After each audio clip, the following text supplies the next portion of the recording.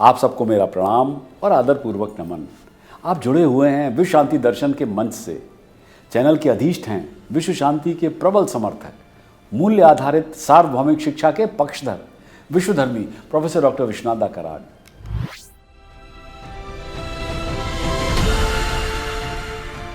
भीम अर्जुन का पराक्रम द्रौपदी की है व्यथा, जिसने दी भारत को गीता वो महाभारत कथा।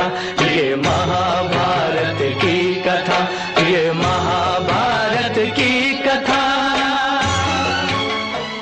महाभारत की शिक्षा हर काल में प्रासंगिक रही है, जिन्हें आज भी पढ़ने से, सुनने से लोगों के अंदर धर्म और अधर्म का भाव जागृत हो जाता है। पिछली बार आपने जाना कि त्रिगर्त राजा सुशर्मा, जो कौरवों की ओर से विराट नगर में युद्ध करने आया था, उसने विराट नरेश को बंदी बना लिया था और ले चला था। युधिष्ठिर ने जब देखा कि विराट को सुशर्मा के रथ पर बंदी बनाकर ले जाया जा रहा है, तो वो तुरंत भीम के पास भागे और चिल्लाकर कहा, मत्स्य राजा को पकड़ लिया गया है और उनकी सेना को हरा दिया है। हम पिछले वर्ष से उनके राज्य में शांति से रह रहे हैं और राजा के हम आभारी हैं। भीम, शीघ्र विराट नरेश को मुक्त करो और हमारा ऋण चुकाओ। युद्ध की संभावना देखकर भीम की आंखें चमक उठी। युद्ध में शामिल होने से पहले वो युधिष्ठिर के आदेश की प्रतीक्षा कर रहे थे। ऐसा ही होगा भ्राताश्री, कहते हुए भीम पास के एक विशाल साल वृक्ष को उखाड़ने के लिए आगे बढ़े, लेकिन युधिष्ठिर ने उन्हें रोक दिया। हे अनुज, उतावले मत बनो। यदि तुम इस वृक्ष को उखाड़कर अलौकिक कार्य करोगे तो लोग आश्चर्यचकित होकर यही कहेंगे कि निश्चित ही ये भीम है। कोई अन्य हथियार ले लो ताकि लोग तुम्हें पहचान न सकें। अपने रथ पर जाओ और नकुल और सहदेव भी तुम्हारे साथ होंगे। भीम ने अपने सारथी को बुलाया और सुशर्मा की ओर दौड़ पड़े, जो बंदी राजा के साथ जा रहा था। नकुल और सहदेव दोनों सवार होकर त्रिगर्त सेनाओं को भेदते हुए आगे बढ़े।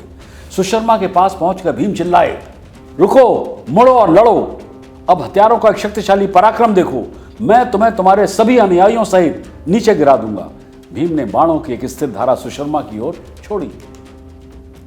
जब त्रिगर्त राजा ने अपने सामने शक्तिशाली भीम और नकुल सहदेव को देखा, तो उसे ऐसा लगा कि खुद यमराज मृत्यु और समय के साथ युद्ध करने आए हैं। अपने पुत्रों और सेनापतियों के साथ उन्होंने पांडवों के हमले का सामना करने की कोशिश की, लेकिन सैकड़ों लोग मारे गए। टूटे हुए रथ और गिरे हुए हाथी मैदान में पड़े थे। घोड़े अपने सवारों समेत ऐसे गिरे पड़े थे जैसे आंधी में पेड़ उखड़ जाते। पांडवों के प्रबल बाणों ने सुशर्मा की सेना में विनाश मचा दिया था। भीम अपने रथ से कूद पड़े और अपनी गदा घुमाते हुए पैदल सेना पर मकई के खेतों की तरह कुचलते हुए दौड़ पड़े। इस विनाश लीला को देखकर सुशर्मा को बड़ा आश्चर्य हुआ। ऐसा प्रतीत हो रहा था कि इन तीनों योद्धाओं द्वारा उनका सर्वनाश हो ही जाएगा। सुशर्मा ने अपना धनुष वापस कान तक खींच लिया और दहाड़ते हुए पांडवों पर लंबे बाण छोड़े।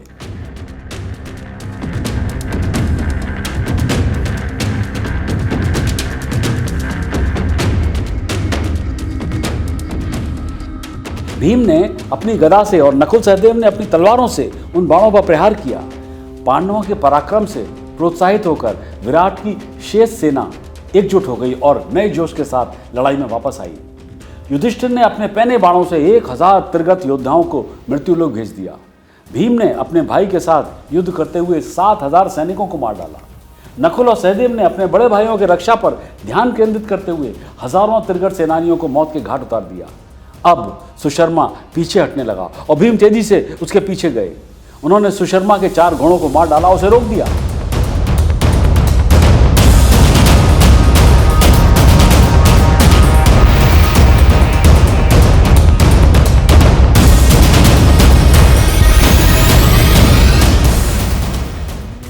जो भी संघर्ष हुआ वो सब यहाँ गूंजा, धर्म की लड़ाई में हर दिल ने है चूंजा। कौरव पांडवों की ये अद्भुत कहानी, हर युग में जीवती ये चलती है जानी। ये महाभारत की मौका देखकर विराट ने गदा उठाई और सुशर्मा के रथ से कूद पड़े। वृद्ध मत्स्य राजा ने अपनी गदा लहराते हुए एक युवा योद्धा की तरह सुशर्मा की सेना से लड़ना शुरू कर दिया। सुशर्मा अब अपने रथ से कूदकर भाग गया। भीम ने उसे पुकारा, रुको, भाग जाना वीरों का काम नहीं है, इतने पराक्रम के साथ तुमने विराट की गाय चुराने की बात सोची, अब अपने अनुयायियों को छोड़कर भाग रहे हो। क्रोधित होकर सुशर्मा फिर भीम की ओर मुड़ा। भीम नीचे उछले और दहाड़ते हुए सुशर्मा की ओर ऐसे दौड़े जैसे कोई शेर हिरण पर हमला करता है। भीम ने सुशर्मा के प्रहारों की परवाह न करते हुए उसे बालों से पकड़ लिया और जमीन पर पटक दिया और उस पर कई भयंकर प्रहार किए। सुशर्मा गश खाकर भूमि पर गिर पड़ा। भीम ने अपना घुटना उसकी छाती पर रख दिया और उसके सिर पर एक जोरदार प्रहार किया। सुशर्मा बेहोश हो गया।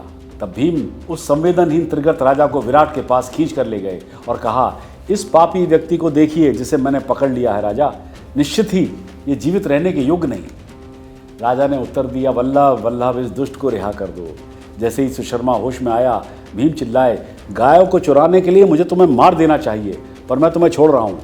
क्षत्रिय रीति के अनुसार अब तुम राजा विराट के दास हो। तुम जहाँ भी जाओगे तुम्हें इस बात की घोषणा अवश्य करनी होगी कि तुम्हें इसी शर्त पर छोड़ रहा हूँ, अब जाओ और दोबारा ऐसे उतावलेपन की हरकतें मत करना।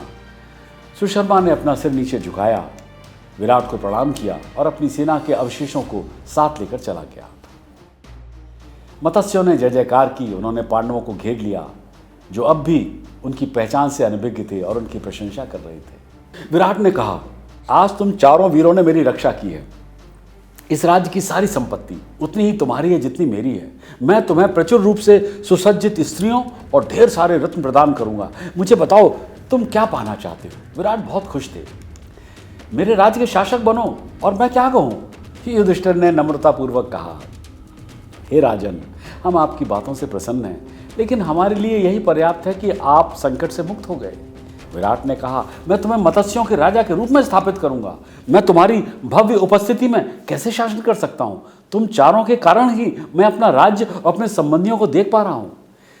युधिष्ठिर ने सम्मान में अपने हाथ उठाए और कहा, हमें क्षमा करें महाराज, हम मत्स्य पर शासन करने में न तो इच्छुक हैं और न ही सक्षम।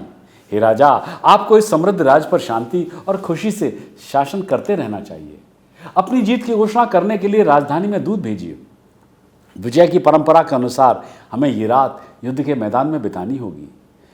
विराट अपने मंत्रियों की ओर मुड़े और उन्हें अपनी जीत की खबर ले जाने का उन्होंने उन्हें आदेश दिया। मंत्री तुरंत चले गए और योद्धा मैदान में ही रात बिताने के लिए तैयार हो गए। परंतु विराट नरेश की मुसीबतों का सिलसिला अभी तक समाप्त नहीं हुआ था। क्यों? क्योंकि दुर्योधन ने एक विशाल सेना लेकर पुनः विराट नगर पर चढ़ाई कर दी थी।